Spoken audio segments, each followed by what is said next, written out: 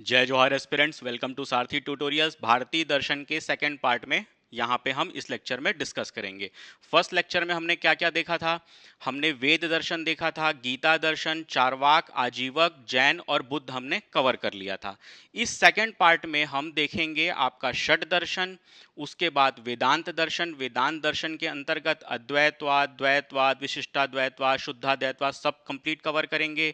कौटिल्य के सप्तांग सिद्धांत, मंडल सिद्धांत, गांधी जी का एक आदर्श व्रत, उसके बाद दीनदयाल उपाध्याय, विवेकानंद, अरविंद, सिख धर्म, गुरु घासीदास, सारा कुछ यहाँ पे हम कवर करेंगे।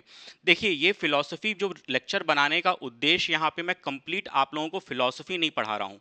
होता क्या है, प्री में या व्यापम में आपसे सीधा फैक्ट ओरिएंटेड, सीधा फैक्चुअल क्वेश्चन पूछता है, और चूंकि आप फिलॉसफी नहीं पढ़े रहते हैं तो वो क्वेश्चन आपसे छूट जाते हैं। तो जो सीधा सीधा फैक्ट आपका क्वेश्चंस है, जो फैक्ट्स आपसे सीधे इन एग्जाम्स में पूछता है, उनको कवर करने के लिए ये मैंने एक संक्षिप्त सीरीज बनाई है। इस लेक्चर को देख लीजिए, 2 लेक्चर देख लीजिए, आपसे जो इनमें फिलॉसफी के क्वेश्चंस आते हैं वो फॉर श्योर बन जाएंगे। Okay, let's begin. सबसे पहला हो जाएगा आपका षड दर्शन। षड दर्शन के अंतर्गत देखेंगे हम सांख्य दर्शन। सांख्य दर्शन सर्वाधिक प्राचीन दर्शन है। आपके षड दर्शनों में सर्वाधिक प्राचीन दर्शन कौन सा है? आपका सांख्य दर्शन। सांख्य दर्शन के प्रणेता कौन है? कपिल मुनि सांख्य दर्शन के प्रणेता हैं। संख्या सांख्य, सांख्य कपल, कपल से कपिल मुनि, तो सांख्य दर्शन के प्रणेता कौन हो गए? कपिल मुनि हो गए आपके, है ना। उसके बाद इस दर्शन का मुख्य ग्रंथ कौन सा है? तो सांख्य सूत्र आपके सांख्य दर्शन का मुख्य ग्रंथ है। षड दर्शन के जो सारे मुख्य ग्रंथ मिलेंगे आपको, मुख्य ग्रंथों में आपको सूत्र जुड़ा हुआ मिलेगा। जैसे सांख्य से सांख्य सूत्र हो गया, योग से योग सूत्र हो गया, न्याय से न्याय सूत्र। तो इस तरह से सारे आपके जो मुख्य ग्रंथ है वो कवर हो जाएंगे। ओके, अब सांख्य दर्शन के देखते हैं कि महत्वपूर्ण सिद्धांत क्या क्या है। तो सांख्य दर्शन अनिश्वरवादी है, ठीक है, और सत्कार्यवाद का प्रतिपादन करता है, विकासवाद का प्रतिपादन करता है। विकासवाद को ही प्रधान कारणवाद माना गया है। मेन रूप से मेरे बोलने का मतलब ये है, ये होता क्या है अगर आपको नहीं भी पता होगा ना, तो मेनली क्वेश्चन आपसे पूछा जाएगा इन की पॉइंट से कि सत्कार्यवाद की अवधारणा किस दर्शन को बिलोंग करती है ना। तो वहां पे आपको पता होगा कि सत्कार्यवाद की अवधारणा सांख्य दर्शन से है, जिसका प्रतिपादन आपके कपिल मुनि ने किया था। तो वो क्वेश्चन आप बना ले जाओगे। लेकिन हल्का हल्का आपको मैं ब्रीफली वो सब सिद्धांत क्या है वो हल्का हल्का आपको एक्सप्लेन करता हुआ चलता हूं। जैसे पहला हो गया अनिश्वरवादी। तो अनिश्वरवादी क्यों कहा गया है? कपिल मुनि सांख्य दर्शन के अंतर्गत जो सृष्टि की संरचना हुई है, उसका जो संरचना का जो कारण है उसको ईश्वर नहीं मानते हैं। मतलब ईश्वर ने सृष्टि की संरचना नहीं की है, ऐसा मानते हैं। यही इसी कारण सांख्य दर्शन को अनिश्वरवादी माना गया है। अब ईश्वर ने संरचना नहीं की है तो किसने की है, कैसे हुई है? तो इसके लिए विकासवाद की अवधारणा का वो प्रतिपादन करते हैं, और उसके अंतर्गत बताते हैं कि ये द्वैतवाद में प्रकृति और पुरुष दो तत्व हैं जिनके संयोजन से सृष्टि की संरचना होती है विकास के क्रमिक चरणों में। प्रकृति क्या है? प्रकृति अचेतन है और पुरुष आपका चेतन है। ओके, प्रकृति अचेतन है, पुरुष चेतन है। प्रकृति जो है वो 3 गुणों से युक्त है, सत, रज और तम। जब प्रकृति और पुरुष जुड़ते हैं तब सृष्टि की संरचना होती है।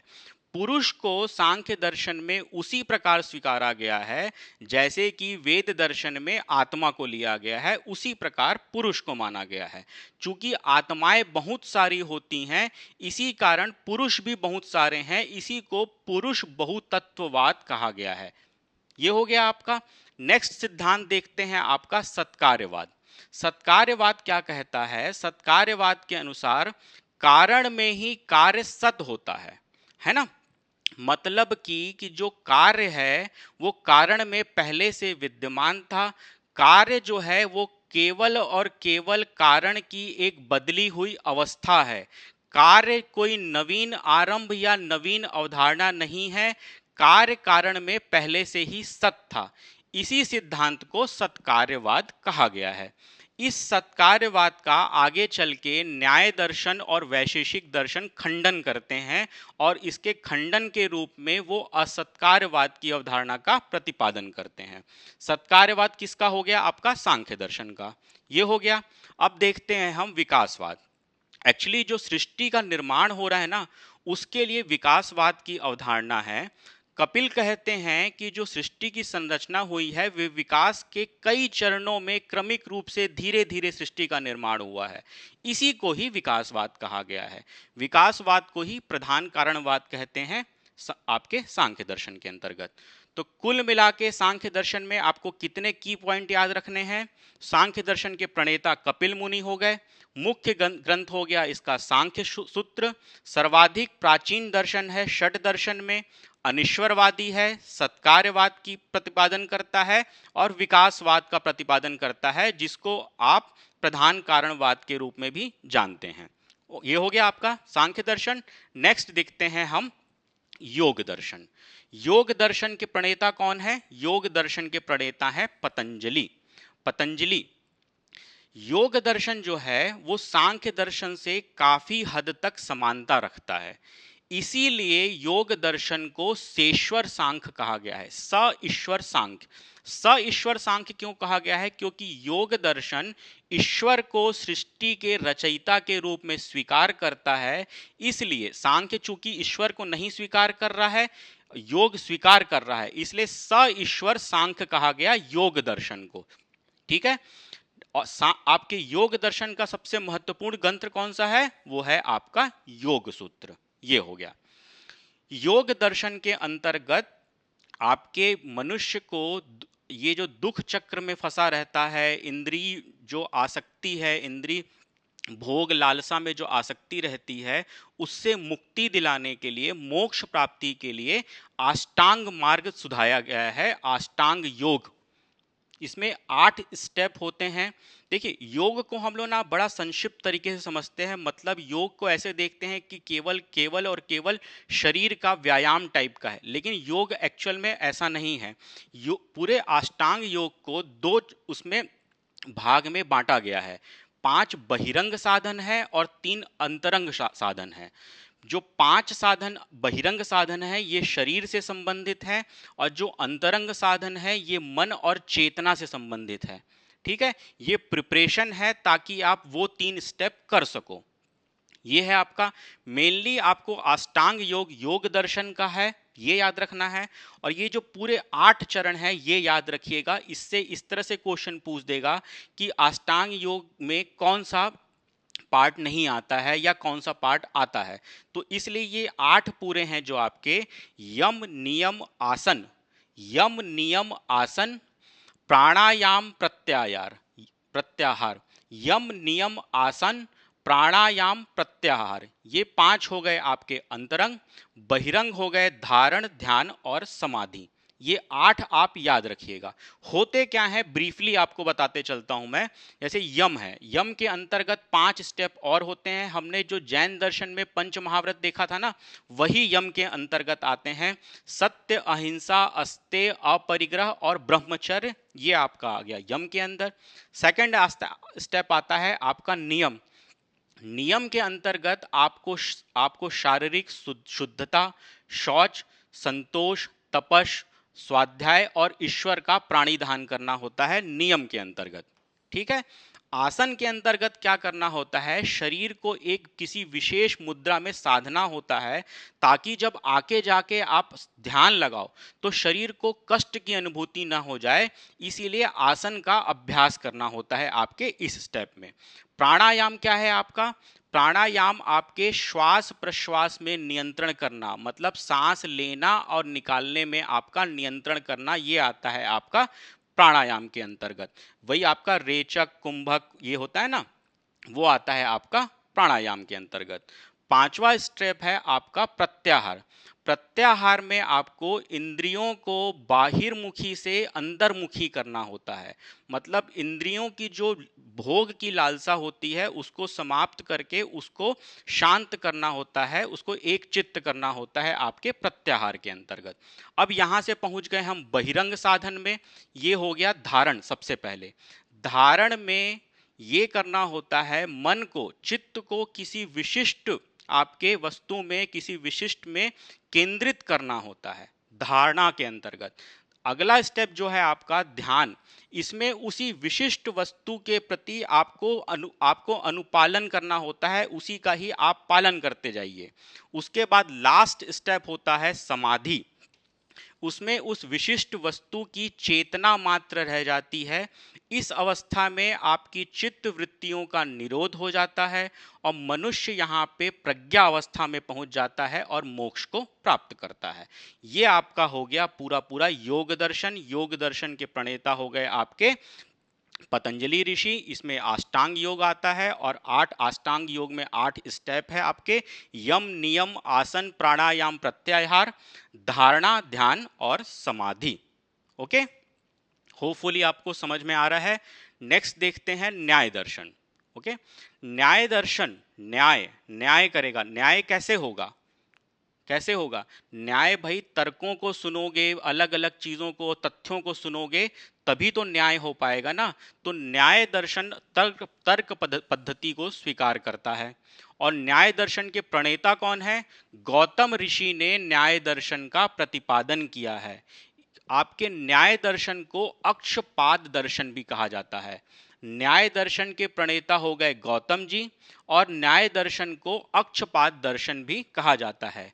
न्याय दर्शन का सर्व प्रमुख ग्रंथ जो है वो है आपका न्याय सूत्र। ओके, वही जो मैंने बोला न्याय करने के लिए ये तर्क पद्धति का आधार लेता है। भारतीय दर्शन में तर्क शास्त्र के प्रणेता पूछा जाएगा तो आप गौतम ऋषि बोलेंगे या न्याय दर्शन बोलेंगे। तर्क पद्धति को स्वीकार करता है आपका षड दर्शन। तर्क पद्धति के लिए आपको क्या चाहिए? आपको तर्क करने के लिए आपको पहले तो यथार्थ तथ्य का ज्ञान होना चाहिए। उसी यथार्थ ज्ञान को आपके न्याय दर्शन के अंतर्गत कहा गया है प्रमा। यथार्थ ज्ञान को प्रमा कहा गया है और अयथार्थ ज्ञान जो कि भ्रम के नाम से, संशय की वजह से होता है, उसको अप्रमा कहा गया है। ये हो गया आपका न्याय दर्शन। न्याय दर्शन फिर से बोलता हूं, याद क्या क्या रखना है? प्रणेता कौन हो गए आपके? गौतम ऋषि। मुख्य ग्रंथ कौन सा हो गया आपका? न्याय सूत्र। 3 सिद्धांत है इसके। तर्क पद्धति का प्रणेता है ये दर्शन। उसके बाद प्रमा और अप्रमा की अवधारणा का प्रतिपादन किया गया है आपके न्याय दर्शन के अंतर्गत। नेक्स्ट दर्शन देखते हैं हमारा वैशेषिक दर्शन। ठीक है, वैशेषिक दर्शन। वैशेषिक दर्शन के प्रणेता कौन हुए? आपके कणाद। कणाद, ड़, ये याद रखिए। कणाद से क्या आ जाएगा हमको? परमाणुवाद। ड़ से परमाणुवाद। ठीक है, वैशेषिक दर्शन के प्रणेता हुए कणाद। ठीक है, और वैशेषिक दर्शन का प्रमुख ग्रंथ कौन सा हुआ? वैशेषिक सूत्र। वैशेषिक दर्शन भारतीय परमाणुवाद का जनक है। ये हो गया, कणाद जी ने परमाणुवाद का प्रतिपादन किया। ये जो हमारा जो फिजिक्स के में पढ़ते हैं ना, फिजिक्स केमिस्ट्री में परमाणु, वो परमाणु नहीं है, ये दर्शन के अनुरूप इसको अलग तरीके से माना गया है। ये परमाणु जो होता है ये सूक्ष्मतम तत्व माना गया है इसको। ठीक है, और ये आपका दृष्टिगम्य नहीं है, इसको आंखों से नहीं देखा जा सकता। ये निरअवयव है, मतलब सबसे सूक्ष्मतम तत्व है, इसके और टुकड़े नहीं किए जा सकते, और ये नित्य है। इस रूप में परमाणु को स्वीकार किया गया है। जो सारे परमाणु हैं उनमें गुणों का भेद है और मात्रात्मक भेद है, मतलब क्वांटिटेटिव और क्वालिटेटिव डिफरेंस है सभी परमाणुओं में। ये हो गया आपका सबसे पहले परमाणुवाद।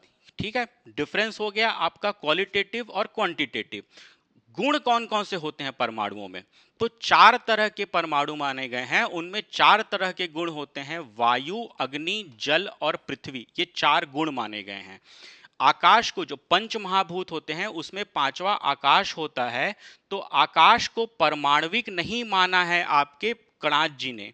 आकाश को विभू के रूप में स्वीकार किया गया है। ये हो गया। तो ये 5 गुण हैं। एक्चुअली वायु में कौन सा गुण है? वायु में स्पर्श का गुण है, सबसे सूक्ष्मतम परमाणु है। अग्नि में स्पर्श का गुण है और दृश्य गुण है, दिखाई देता है। जल में 3 गुण होते हैं, स्पर्श, रंग और यहाँ पे आपको मिलेगा स्वाद।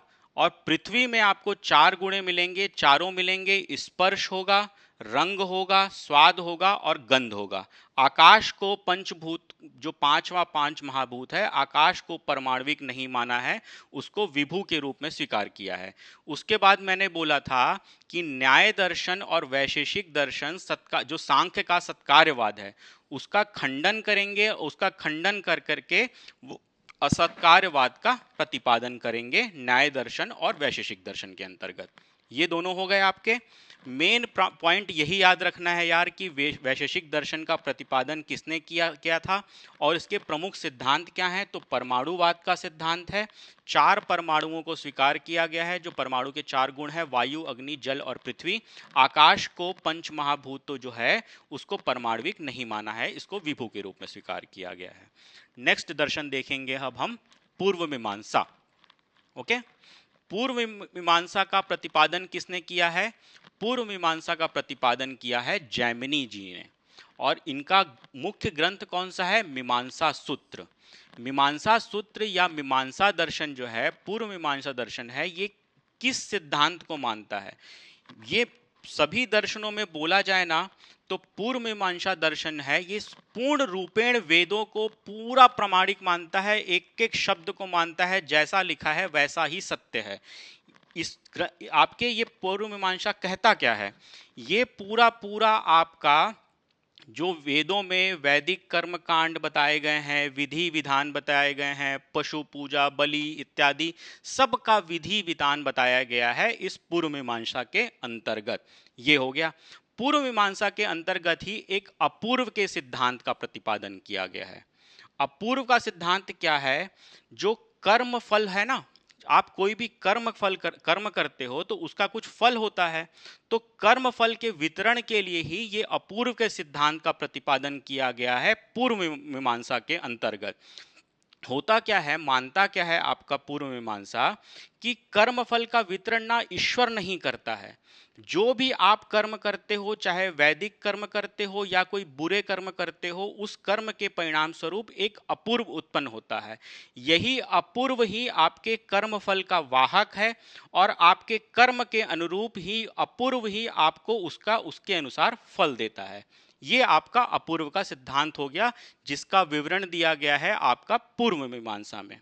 ओके, ये 2-3 पॉइंट इसके अंतर्गत आपको याद रखने हैं। षड दर्शन में लास्ट आता है आपका उत्तर मीमांसा। उत्तर मीमांसा, उत्तर मीमांसा के प्रणेता कौन है, प्रवर्तक कौन है, बादरायण जी इसके प्रवर्तक है। मुख्य ग्रंथ क्या है, तो इसका मुख्य ग्रंथ है ब्रह्मसूत्र। जैसे सब दर्शन में बड़ी आसानी से मुख्य ग्रंथ हमको याद हो गया, बस इसका थोड़ा सा अलग है, याद रखिएगा। उत्तर मीमांसा का प्रमुख ग्रंथ है ब्रह्मसूत्र, जिसके रचयिता बादरायण जी हैं, जिन्होंने ही आपकी उत्तर मीमांसा का प्रतिपादन किया है, प्रवर्तक हैं। और यही ब्रह्मसूत्र को, ब्रह्मसूत्र, उपनिषद और गीता, तीनों ग्रंथों को संयुक्त रूप से प्रस्थान त्रयी कहा गया है। कई बार पूछा हुआ क्वेश्चन है कि प्रस्थान त्रयी किसको कहा गया है, तो ब्रह्मसूत्र, उपनिषद और गीता तीनों को संयुक्त रूप से प्रस्थान त्रयी कहा गया है। ओके, ये हो गया आपका षट दर्शन। देखिए, मेनली आप षट दर्शन कौन उसके प्रवर्तक हैं, उसके प्रमुख सिद्धांत कौन है, इतना रट लेंगे आपका 90-80% आपका काम हो जाएगा। ठीक है, सिद्धांत को बहुत डिटेल में नहीं एक्सप्लेन कर रहा हूं मैं, घबराना मत इसमें। प्री के लिए या व्यापम के लिए उतना इम्पोर्टेंट नहीं है। जब वो इम्पोर्टेंस हो जाएगा आपका मेंस के लिए, जब आप फिलॉसफी का प्रॉपर पेपर लिखोगे, वो लेक्चर हम मेंस के टाइम पे रिलीज करेंगे। अभी फिलहाल ब्रीफली देखते चलिए। अब देखेंगे हम वेदांत दर्शन। ठीक है, वेदांत दर्शन, पहली बात तो सारे के सारे आपके आस्तिक दर्शन ही हैं, वेदों की प्रामाणिकता को स्वीकार करते हैं। लेकिन इन सभी वेदांत दर्शनों में जो ब्रह्म है, जगत है और जीव है, ब्रह्म, जगत और जीव, जगत, ठीक है, जीव आपकी आत्मा हो गई, ठीक है, तो इन तीनों के बीच जो परस्पर संबंध है, इसको लेके अलग अलग तीनों में अलग अलग मत है। ब्रह्म आपका ईश्वर हो गया, आत्मा जीव हो गई, जगत आपका सृष्टि हो गई। इन तीनों में परस्पर क्या संबंध है, इस संदर्भ में तीनों के अलग अलग मत हैं, उसी के अनुसार इन्होंने अपना अपना दर्शन प्रतिपादित किया है। सबके लक्ष्य कुल मिला के एक ही है, मनुष्य को मोक्ष प्रदान करना। यही इस सभी दर्शनों का लक्ष्य है। अब अलग अलग कैसे कैसे सिद्धांत प्रतिपादित हुए उनको देखते चलते हैं, उनके प्रवर्तक कौन है। तो सबसे पहले आता है आपका अद्वैतवाद। अद्वैतवाद अद्वैतवाद के प्रवर्तक कौन है? आपके आदि शंकराचार्य जी ने अद्वैतवाद का प्रवर्तन किया और इसके अंतर्गत उन्होंने ब्रह्म और माया की दो अवधारणा का प्रतिपादन किया। कहते क्या है, ब्रह्म क्या है? शंकराचार्य जी अद्वैतवाद मतलब कुछ भी दूसरा नहीं है, एक ही है, एकमात्र सत्य जो है वो है ब्रह्म है। ब्रह्मम सत्यम जगत मिथ्या जीवो ब्रह्मैव नापरः, मतलब एकमात्र सत्य जो है ब्रह्म ही है, जीव अलग नहीं है ब्रह्म से, सिर्फ और सिर्फ ब्रह्म है। जब ये उन्होंने सिद्धांत दिया तो अन्य जो संत थे उन्होंने बोला कि जो अच्छी अच्छी चीजें हैं, जो अच्छी अनुभूति है, वो सब तो आपने ब्रह्म के अंतर्गत रख दी, लेकिन जो मनुष्य जो लोभ मोह छल कपट ये सब फील करता है, ये क्या है? तो यहाँ पे इसको समझाने के लिए शंकराचार्य ने माया की अवधारणा का प्रतिपादन किया। माया क्या है? जब जीव जो है अज्ञान से ग्रसित होता है, उसी के कारण ये सब चीजें जो हैं उनका अनुभव करता है, छल कपट लोभ मोह दुख ये सब चीजों का अनुभव करता है। जब जीव माया से प्रतिबंधित होता है, उसमें जब अज्ञान होता है, जब अज्ञान से जीव मुक्त होता है, तो वो एक रूपता का अनुभव करता है ब्रह्म के साथ। यही अद्वैतवाद का मुख्य सिद्धांत है। ये हो गया आपका दो हो गया। माया को शंकराचार्य ब्रह्म से अलग नहीं मानते हैं। माया ब्रह्म की ही एक अलग शक्ति है, जिसका अनिर्वचनीय है, जिसका जो उसको उस तरीके से परिभाषित नहीं किया जा सकता कि ये ब्रह्म से अलग है। ये ब्रह्म का ही एक पार्ट है। जब अज्ञान का प्रभाव बढ़ जाता है तब माया, उसी को माया कहते हैं, और इसी माया के कारण मनुष्य जो है जगत के सारे प्रपंचों का अनुभव करता है। ये हो गया आपका अद्वैतवाद। अद्वैतवाद के बाद आता है आपका विशिष्टाद्वैतवाद। विशिष्टाद्वैतवाद विशिष्टाद्वैत का प्रतिपादन किसने किया है? रामानुजाचार्य जी ने विशिष्टाद्वैतवाद का प्रतिपादन किया गया है। विशिष्टाद्वैतवाद जहां पे अब यहाँ पे एक कॉन्फ्लिक्ट आ गया था ब्रह्म और माया, तो विशिष्ट अद्वैतवाद है जहां पे विशिष्ट रूप से मानते हैं कि ब्रह्म जीव और जगत बिल्कुल अलग अलग नहीं है, एकमात्र ब्रह्म ही है। जो जीव और जगत है ये ब्रह्म के ही अंग हैं, उसके ही विशेषण हैं, उसके ही एट्रीब्यूट हैं आपके, जो जीव और जगत हैं। एकमात्र सत्य जो है वो ब्रह्म ही है। ये हो गया आपका विशिष्टाद्वैतवाद। प्रतिपादक कौन हो गए? रामानुजाचार्य। विशिष्टाद्वैतवाद के बाद आ जाएगा द्वैतवाद, जिसके प्रतिपादक होंगे माधवाचार्य। माधवाचार्य जी ने द्वैतवाद का प्रतिपादन किया। ठीक है, यहां पे ये मानते हैं कि ब्रह्म और जीव एक नहीं है, ये द्वैत हैं, ये अलग अलग हैं। एक्चुअल में क्या है, यहां पे जो जीव है वो आश्रित है। किस पे आश्रित है? ब्रह्म पे। तो इस तरह से दो अलग अलग तत्व हैं जिसमें आश्रित और आश्रय का संबंध है, ईश्वर और ब्रह्म और आपके जीव में, और यही सिद्धांत कहलाता है द्वैतवाद, जिसके प्रवर्तक हैं माधवाचार्य। द्वैतवाद के बाद आता है द्वैताद्वैतवाद। एक तरह से ना एक कंफ्यूजन की स्थिति है, धीरे धीरे आपका दर्शन यहाँ पे परिष्कृत होता जा रहा है, और हर ऋषि मुनि या हर दर्शन शास्त्री अपनी समझ के अनुसार अपना अपना दर्शन, अपनी अपनी फिलॉसफी का प्रतिपादन कर रहे हैं। तो द्वैताद्वैत का वाद का प्रतिपादन किया था निम्बकाचार्य जी ने। इसके अंतर्गत, द्वैताद्वैतवाद के अंतर्गत निम्बकाचार्य जी कहते हैं कि ब्रह्म जीव और जगत में भेद भी है और नहीं भी है। मतलब भेद भी है, अंतर है भी और नहीं भी है। इसको समझाया कैसे गया है? सूर्य और उसकी किरण के माध्यम से समझाया गया है। जैसे सूर्य है और सूर्य से ही उसकी किरण निकल रही है, तो कुल मिला के है तो सूर्य की ही सब एक ही है, लेकिन देखोगे तो दोनों अलग अलग भी है, कि सूर्य अलग है, उसकी किरण अलग अलग है, इसलिए दोनों में भेद भी है और भेद नहीं भी है। यही आपका हो जाएगा द्वैताद्वैतवाद, जिसका प्रतिपादन किया था निम्बकाचार्य जी ने। नेक्स्ट देखेंगे हम शुद्धाद्वैतवाद। शुद्ध रूप से अद्वैतवाद को जो मानेगा वो है आपका शुद्धाद्वैतवाद। ठीक है, इसका प्रतिपादन किसने किया था? छत्तीसगढ़ के हैं वल्लभाचार्य जी, इसलिए इनको विशेष रूप से ध्यान दीजिएगा, इनको बार बार कई बार सबसे ज्यादा पूछा जाता है। तो शुद्धाद्वैत का वाद का प्रतिपादन किया था वल्लभाचार्य जी ने। इनका जन्म कहाँ हुआ था? इनका जन्म हुआ था आपका यहीं छत्तीसगढ़ में, चंपारण, रायपुर में। 1479 में इनका जन्म हुआ था और 1531 में इनकी मृत्यु हुई थी। इनके सिद्धांत क्या थे? ये अद्वैतवाद को शुद्ध रूप से स्वीकार करते हैं, बोलते हैं एकमात्र सत्य जो है वो ब्रह्म ही है। और ब्रह्म को किस रूप में स्वीकार करते हैं? भगवान श्री कृष्ण के रूप में ब्रह्म को स्वीकार करते हैं, और ये सगुण और साकार हैं और एकमात्र सत्य यही है। ये इनका शुद्धाद्वैतवाद है। उसके बाद यही इनका ये हो गया, ठीक है, ना कोई माया है ना कोई चीज है, कुल मिला के सिर्फ एक ही चीज है, वो शुद्ध रूप से भगवान श्री कृष्ण के रूप में ब्रह्म है। ये इनका शुद्धाद्वैतवाद हो गया।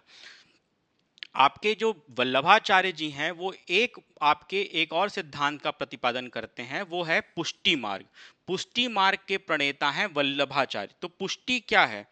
एक्चुअल में वल्लभाचार्य जी कहते हैं, वल्लभाचार्य जी भक्ति मार्ग को सबसे ज्यादा आपका महत्व देते हैं। जो कर्म होता है, ज्ञान होता है और भक्ति है, तो भक्ति को सबसे ज्यादा महत्व दिया गया है। भक्ति मार्ग से ही ईश्वर से एकत्व प्राप्त किया जा सकता है, मोक्ष प्राप्त किया जा सकता है। लेकिन ईश्वर की भक्ति की अनुकंपा या अनुग्रह यूं ही प्राप्त नहीं होती है। ईश्वर जिसको चाहते हैं उसको ही अपनी भक्ति का अनुग्रह प्रदान करते हैं, और वो ही ईश्वर की भक्ति कर सकता है। इसी को ही पुष्टि कहा गया है। ईश्वर की भक्ति का अनुग्रह प्राप्त हो रहा है, उसी को ही पुष्टि कहा गया है। यही कहलाता है आपका पुष्टि मार्ग। ये हो गया आपका। कुल मिला के पूरे पॉइंट कितने हो गए? शुद्धाद्वैतवाद के प्रतिपादक हो गए वल्लभाचार्य जी, अद्वैत के रूप में श्री कृष्ण जी को स्वीकार करता है, श्री कृष्ण भक्ति मार्गी है, भक्ति मार्गी है पूरा पूरा आपका, शुद्ध रूप से भगवान श्री कृष्ण को स्वीकार कर रहा है, और पुष्टि मार्ग के प्रणेता हैं आपके वल्लभाचार्य जी।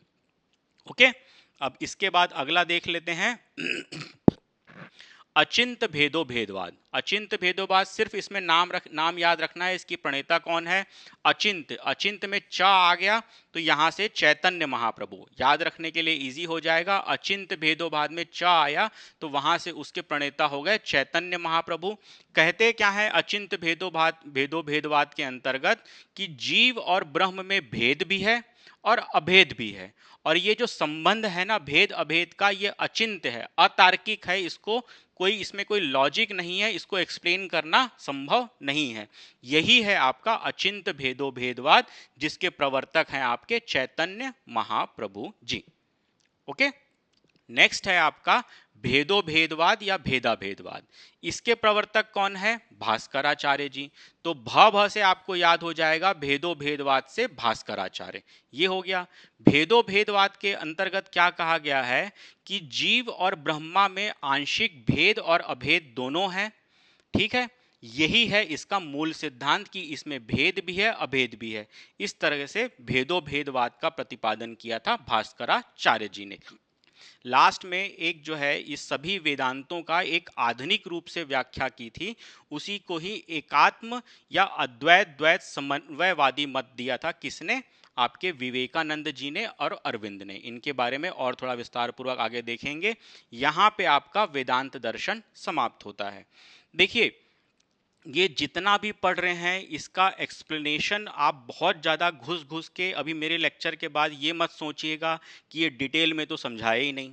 मेरा ऑब्जेक्टिव है ही नहीं कि मैं आपको डिटेल में शुद्धाद्वैतवाद या अद्वैतवाद समझाऊं। मेरा ऑब्जेक्टिव है यहाँ पे कि फैक्ट बेस्ड जो क्वेश्चंस हैं वो आपको याद हो, इसके प्रवर्तक कौन है और मूल सिद्धांत क्या है, इतना पता हो, आपका काम हो जाएगा।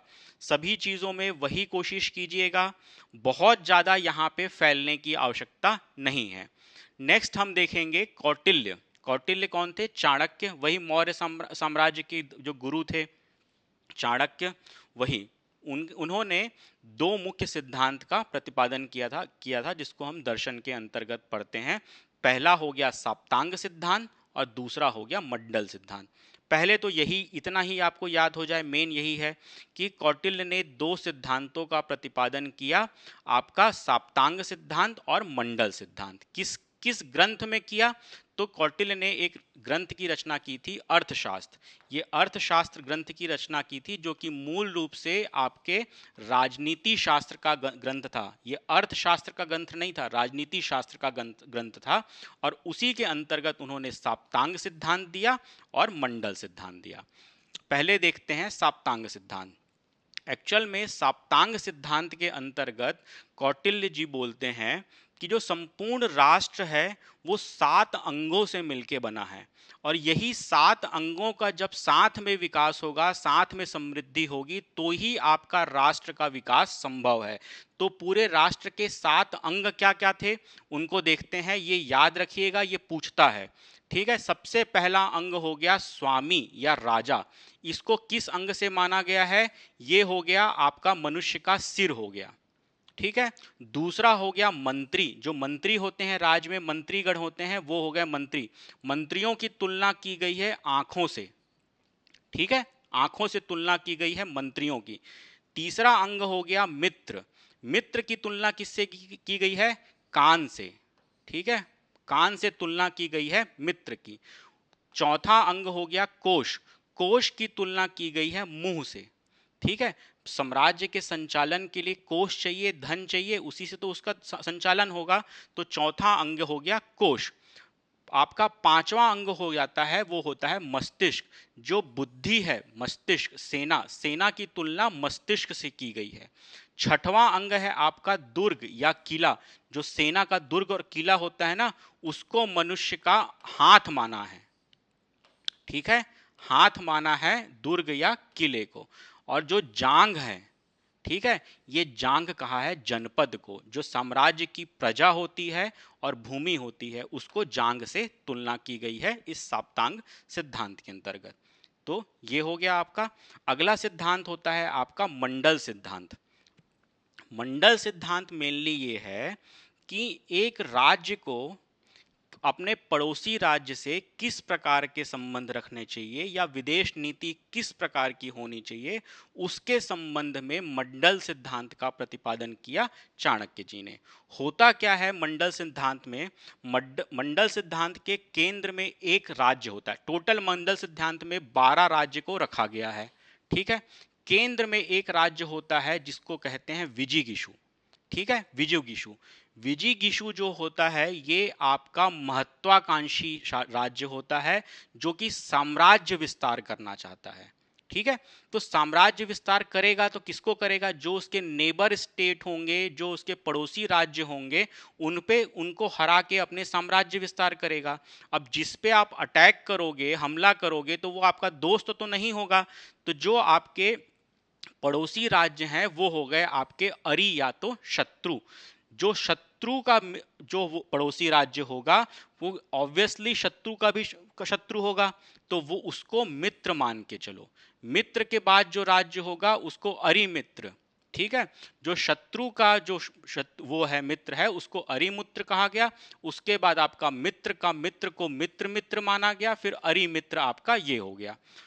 यही आपके नीचे भी आपके वही आ जाएंगे। ये अरि है, ये मित्र है, ये आपका अरिमित्र है, और ये आपका मित्र मित्र हो जाएगा। उसके बाद कुछ पड़ोसी राज्य होते हैं जो मध्यम की श्रेणी में होते हैं और कुछ उदासीन होते हैं। तो ये आपके पूरा पूरा आपका मंडल सिद्धांत है, जिसमें 12 राज्य होते हैं। मेनली बहुत एक्सप्लेनेशन पे मत जाओ, अरि अरि मित्र ये याद रखो। और केंद्र में क्या होता है ये याद रखो कि केंद्र में विजिगीषु होता है, जो कि महत्वाकांक्षी होता है, साम्राज्य विस्तार करना चाहता है, और अपने पड़ोसी राज्य से इनके संबंध कैसे होने चाहिए, इस संबंध में आपका मंडल सिद्धांत का प्रतिपादन किया गया है। तो अगला देखेंगे अब गुरु घासीदास जी का। गुरु घासीदास जी का दर्शन क्या होता है था यहाँ पे देखेंगे। मूल रूप से उन्होंने क्या 7 शिक्षाएं दी, लेकिन चूंकि छत्तीसगढ़ के संदर्भ में हल्का सा आपको मैं ब्रीफ यहाँ पे कर दे रहा हूँ कि क्या क्या इनके बारे में क्या क्या चीज़ें थी। जैसे गुरु घासीदास सतनाम पंथ के थे। सतनाम पंथ के प्रवर्तक इनको नहीं माना जाता। सतनाम पंथ का छत्तीसगढ़ में इन्होंने स्थापना की थी। इनका जन्म कहाँ हुआ था? 18 दिसंबर 1756 को बलौदा बाजार के गिरौदपुरी धाम में इनका जन्म हुआ था। इनकी माता थी अमरौतीन बाई और पिता थे महंगू दास। पूछता है, हालांकि फिलॉसफी का पार्ट नहीं है लेकिन हल्का सा आपको ब्रीफ कर दे रहा हूं यहाँ पे। इनकी पत्नी थी सफूरा माता, इनको भी काफी पूजनीय माना जाता है। इनके बच्चे थे गुरु बालक दास, इनकी पुत्री थी सहोदरा माता और गुरु अमरदास। ये हो गए। सतनाम पंथ का जो मुख्य शिक्षा है जो गुरु घासीदास जी ने दी थी, वो मानव मात्र में जो असमानता है उसको समाप्त करना, छुआछूत अस्पृश्यता को समाप्त करना, आपका अहिंसा के पथ को फॉलो करना, और साथ ही साथ मुख्य रूप से यहाँ पे करेगा सतनाम में आपकी आस्था होनी चाहिए। यही 7 शिक्षाएं आपको गुरु घासीदास जी ने दी और इनका पालन करने के लिए कहा लोगों को। तो ये 7 शिक्षाएं आपको याद रखनी है जो कि गुरु घासीदास जी द्वारा दी गई थी। 7 शिक्षाएं क्या है? सतनाम पंथ पर विश्वास रखो सबसे पहले। दूसरा है जीवों की हत्या नहीं करनी है, जीव की हत्या नहीं करनी है, अहिंसा के पथ पर चलना है। तीसरा है मांसाहार नहीं करना है, मांसाहार नहीं करना है। उसके बाद चोरी जुआ इत्यादि से दूर रहना है। 5वीं शिक्षा है इनकी नशा, मदिरा पान शराब का सेवन इत्यादि यहाँ पे नहीं करना है, किसी भी प्रकार का नशा पानी नहीं करना है। 6वां है जाति पाति के प्रपंच में नहीं पड़ना है।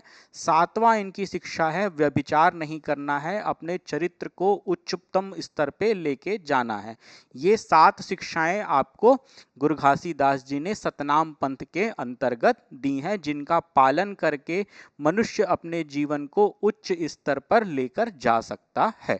ये हो गया आपका गुरु घासीदास जी की 7 शिक्षाएं। नेक्स्ट देखेंगे हम विवेकानंद जी और अरविंद जी की। मुख्य रूप से इन्होंने क्या सिद्धांत प्रतिपादित किए थे वो यहाँ पे डील करेंगे। जैसे विवेकानंद जी का हो गया व्यवहारिक वेदांत और सार्वभौम धर्म।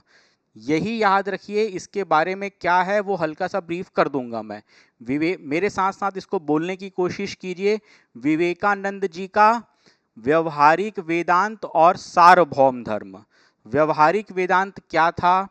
सीधे शब्दों में आप देखोगे तो यही व्यवहारिक वेदांत नाम से ही क्लियर हो रहा है। जो वैदिक दर्शन है आपका, उसको और अधिक व्यवहारिक रूप में, आचरण योग्य रूप में और आधुनिक पजामा पहना के जो प्रस्तुत किया विवेकानंद जी को ने, उसी को ही व्यवहारिक वेदांत कहा गया।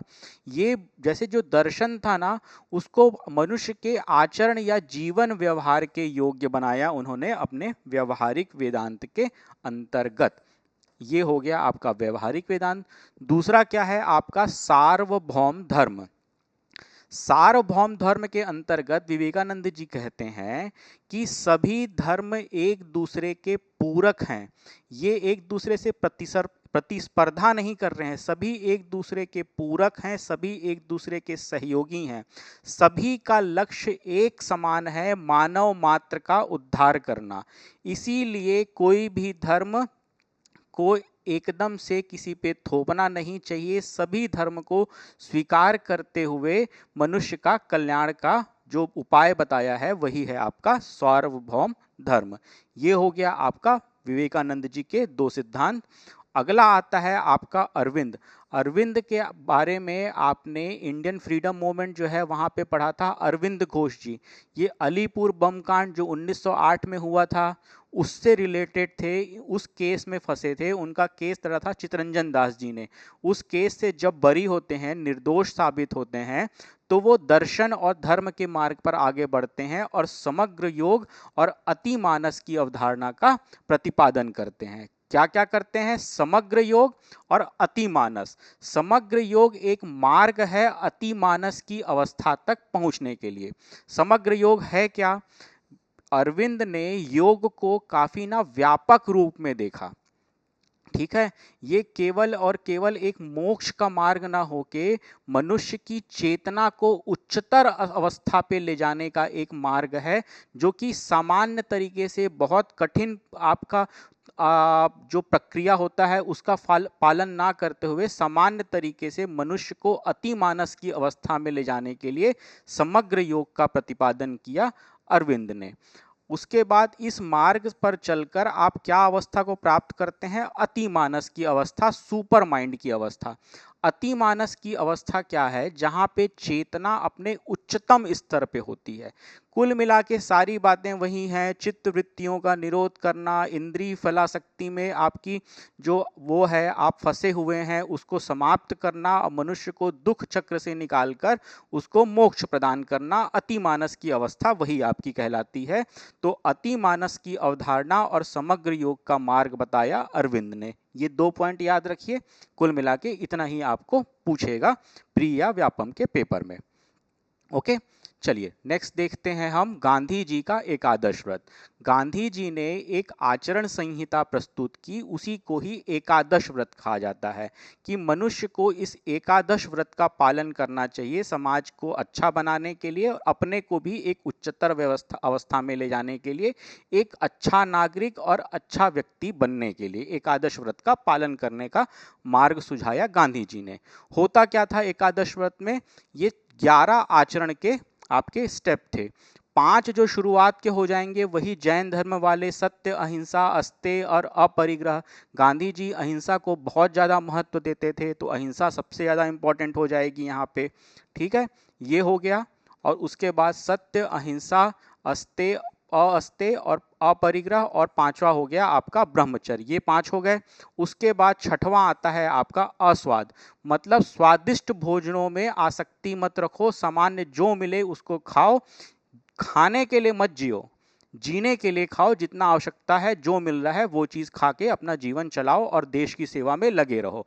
7वां आता है आपका अभय। अभय मतलब नीडर, बिना डर के अपना जीवन जीना आवश्यक है, डर के आप नहीं जी सकते। 8वां है अस्पृश्यता, मतलब कि छुआछूत का निवारण करो। 9वां श्रम करो, परिश्रम करो, अपने कर्म में हमेशा लगे रहो। 10वां है स्वदेशी, स्वदेशी वस्तुओं का प्रयोग करो। और 11वां है सर्वधर्म संभाव, सभी धर्मों को प्रति संभाव रखो, सभी के प्रति आदर व सम्मान का भाव रखना चाहिए, ऐसा एकादश व्रत में गांधी जी कहते हैं। ये हो गया। नेक्स्ट आएंगे आपके दीनदयाल उपाध्याय जी। दीनदयाल उपाध्याय जी ने भी 2 सिद्धांत का प्रतिपादन किया, एकात्म मानव दर्शन और अंत्योदय। एकात्म मानव दर्शन और अंत्योदय का प्रतिपादन किसने किया? दीनदयाल उपाध्याय जी ने। ब्रीफली देख लेते हैं एकात्म मानव दर्शन होता क्या था। एकात्म मानव दर्शन के अंतर्गत अगर सामान्य तरीके से समझने की कोशिश करें तो व्यक्ति और समाज को दीनदयाल उपाध्याय जी एक मानते हैं। किसी एक के विकास के लिए दोनों का विकास होना आवश्यक है, क्योंकि व्यक्ति के समुच्चय से ही समाज बनता है और समाज व्यक्तियों का समुच्चय है। तो अगर व्यक्ति का विकास होगा तो समाज का विकास होगा, समाज का विकास होगा तो व्यक्ति का विकास होगा। तो दोनों के विकास से ही समाज का और राष्ट्र का विकास संभव है। ये आपका एकात्म मानव दर्शन है। अगला आता है अंत्योदय। अंत्योदय तो विकास किस प्रकार होना चाहिए? अगर विकास की प्रक्रिया चलानी है तो समाज के सबसे अंतिम स्तर पर जो व्यक्ति है, जब तक उस तक विकास की धारा नहीं पहुंचेगी तब तक विकास सही रूप से, सुचारू रूप से संभव नहीं है। इसीलिए विकास का केंद्र समाज के सबसे निचले स्तर पर बैठे व्यक्ति तक पहुंचाने की अवधारणा जो है वही कहलाती है आपकी अंत्योदय। और ये अवधारणा किन्होंने दी? दीनदयाल उपाध्याय जी ने। एकात्म मानव दर्शन और अंत्योदय, ये 2 हो गए, यही याद रखिएगा। चलिए अगला देखते हैं भीमराव अंबेडकर जी का। भीमराव अंबेडकर जी का मूल रूप से इनका मत क्या था? जातिगत जो असमानता थी, अस्पृश्यता और छूतपात था, उसका उन्होंने खंडन किया, उसको समाज से हटाने की बात की। साथ ही साथ जो वैदिक कर्मकांड इत्यादि थे इसका भी इन्होंने आलोचना की और शिक्षा आदि पे उन्होंने जोर दिया। अंबेडकर जी ने बौद्ध धर्म की बहुत सारी शिक्षाओं को ग्रहण किया और उसको मानते थे, लेकिन जो बौद्ध धर्म की शिक्षा थी उसको और आधुनिक रूप से और व्यवहारिक रूप से उसकी उन्होंने व्याख्या की और उसी व्याख्या को, उसी जो उनका एक्सप्लेनेशन था, उसी को नवयान या नियो बुद्धिज्म कहा जाता है। तो नवयान या नियो बुद्धिज्म का प्रतिपादन किसने किया था? अंबेडकर जी ने किया था। ये ध्यान रखिएगा, सीधा सीधा पूछेगा। बौद्ध दर्शन को और अधिक व्यवहारिक और आधुनिक रूप में प्रस्तुत किया, उसी को कहा गया नियो बुद्धिज्म। इसका प्रतिपादन किया अंबेडकर जी ने। ये हो गया आपका। चलिए अगला देखते हैं अगला आपका हो जाएगा सिख संप्रदाय। एक सेकेंड, सॉरी, थोड़ा सा बस एक सेकेंड लगेगा। ये नेक्स्ट हो गया सिख संप्रदाय। ये पढ़ा क्यों रहा हूं, आपको लगेगा फिलॉसफी, ये मेंस के सिलेबस में है और इससे क्वेश्चन पूछता है, इसलिए हल्का सा इसको हल्का सा देखते चलते हैं और खत्म करते हैं कंप्लीट हमारा फिलॉसफी का पूरा पूरा लेक्चर। ये लास्ट टॉपिक हो जाएगा हमारा। सिख धर्म का प्रवर्तन कब हुआ, तो 15th सेंचुरी में, 15वीं शताब्दी में सिख धर्म का प्रवर्तन हुआ। और किसने किया, गुरु नानक देव जी, जो सिख धर्म के प्रथम गुरु हुए, गुरु नानक देव जी ने सिख धर्म का 15वीं शताब्दी में स्थापना की। सिख धर्म की ना, सिख धर्म की स्थापना की। ठीक है, खालसा से कंफ्यूज नहीं होगा, वो खालसा बाद में होगा। चूंकि ये पहले गुरु थे इसलिए इनके जन्म और मृत्यु के बारे में कई बार पूछता है कहाँ हुआ था, इसलिए वो देख लेते हैं। ननकाना साहब में 15 अप्रैल 1469 को ननकाना, जन्म बचपन में ननकाना, ऐसे याद रखिएगा, ननकाना साहब तलवंडी में इनका जन्म हुआ, जो कि वर्तमान में पाकिस्तान में है। उनकी मृत्यु कब होती है, मृत्यु होती है 22 सितंबर 1539 को, करतारपुर साहिब पाकिस्तान में इनकी मृत्यु होती है। सिख धर्म की स्थापना की गुरु नानक देव जी ने और सिख धर्म के प्रथम गुरु हुए। सिख धर्म में कुल मिला के आपको 10 गुरु मिलेंगे, उनको एक सीरीज में देखते चलिए। उनके बारे में कुछ कुछ जो मोस्ट इंपॉर्टेंट चीजें हैं वो यहाँ पे मैं बताने की कोशिश करूंगा। पहले गुरु हुए आपके गुरु नानक देव जी, जिन्होंने सिख धर्म की स्थापना की। उसके बाद अंगद देव जी आते हैं, उसके बाद अमरदास जी आते हैं। चौथे गुरु जो होते हैं वो रामदास जी होते हैं और ये अकबर के समकालीन होते हैं। इसी अकबर ने रामदास जी को 500 बीघा जमीन दी थी, जहां पे अमृतसर नगर बसाया गया और वहीं पे आपका गोल्डन टेम्पल भी स्थित है। वही हो गया आपका। फिर पांचवें गुरु आते हैं रामदास जी के बाद अर्जुन देव जी आते हैं। अर्जुन देव जी होते हैं ये जहांगीर के समकालीन होते हैं। चूंकि अर्जुन देव खुसरो को सपोर्ट कर देते हैं इसलिए इनका मतभेद हो जाता है जहांगीर से और जहांगीर इनकी हत्या करवा देता है अर्जुन देव जी के। इन्हीं अर्जुन देव जी ने गुरु ग्रंथ साहिब, गुरु ग्रंथ साहिब क्या है, आपके सिख धर्म का सबसे प्रमुख ग्रंथ है ये। और किस लिपि में लिखा गया है, ये गुरुमुखी लिपि में लिखा गया है। इसमें सिख धर्म के जो गुरु हैं उनकी वाणी को संकलन किया गया है। संकलन किन्होंने किया है, अर्जुन देव ने गुरु ग्रंथ साहिब का संकलन किया है गुरुमुखी लिपि में। इसमें सिख धर्म के गुरुओं की जो वाणी है उसके अलावा कबीर, नामदेव, रविदास जैसे कई अन्य संतों की भी वाणियों का संकलन इसमें किया गया है, समाहित किया गया है। अन्य धर्म के जो गुरु हैं या जो अन्य जो आपके विचारक हैं, दार्शनिक हैं, उनके भी विचारों को आपके गुरु ग्रंथ साहिब में जगह दी गई है। ये हो गया आपका। अगले आते हैं हरगोबिंद साहिब, फिर हरराय जी, फिर हरकृष्ण जी, फिर नौवे आ जाएंगे गुरु तेग बहादुर। ये थोड़े इंपॉर्टेंट हो जाएंगे। ये औरंगजेब के समकालीन थे। औरंगजेब ने गुरु तेग बहादुर को मुस्लिम धर्म ग्रहण करने के लिए, अपनाने के लिए काफ़ी दबाव डाला। गुरु तेग बहादुर ने नहीं अपनाया मुस्लिम धर्म, तो यहीं पे फिर से वही हो जाएगा, औरंगजेब गुरु तेग बहादुर को मरवा देंगे। उसके बाद सिख धर्म के अंतिम गुरु गुरु गोबिंद सिंह आएंगे। 10वें गुरु गुरु गोबिंद सिंह। गुरु गोबिंद सिंह खालसा पंथ की स्थापना करेंगे। खालसा पंथ की स्थापना किसने की, गुरु गोबिंद सिंह जी ने। सिख धर्म की स्थापना की गुरु नानक देव जी ने। गुरु गोबिंद सिंह जी के बाद गुरु ग्रंथ साहिब को ही शाश्वत गुरु के रूप में स्वीकार कर लिया गया। तो 10 गुरु हुए, 10 गुरु के बाद गुरु ग्रंथ साहिब को ही हमेशा के लिए गुरु के रूप में स्वीकार कर लिया गया। ये है आपका सिख धर्म का मुख्य आपका जो पॉइंट है। यहाँ पे आपका फिलॉसफी का जो पोर्शन है, जो आपके CGPSC प्री और व्यापम के एग्ज़ाम के लिए काफ़ी इम्पॉर्टेंट है, ख़त्म होता है। सारे मेन की पॉइंट्स याद रखिएगा। बार बार लेक्चर में बोलता चला हूँ मैं, एक्सप्लेनेशन में बहुत ज़्यादा ध्यान नहीं देंगे तो भी चलेगा। आपको ये पता होना चाहिए कि एकात्म मानव दर्शन किसने दिया था, सार्वभौम की अवधारणा कहाँ से आई, अपूर्व का सिद्धांत कहाँ से आया। इस तरीके से ये चीज़ें आपसे सीधे एग्ज़ाम में MCQ फॉर्मेट में पूछता है, तो वो याद रखिएगा। ये लेक्चर ख़त्म करते हैं, इसका MCQ सेशन चलेगा, ये लेक्चर देखने के बाद उसको अटेम्प्ट कीजिएगा। जो इसके MCQ हैं वो मैं PDF फॉर्म में अपने टेलीग्राम चैनल में डाल दूंगा, तो पहले उसको अटेम्प्ट कर लीजिएगा। ओके, चलिए ख़त्म करते हैं। जय हिंद, जय छत्तीसगढ़।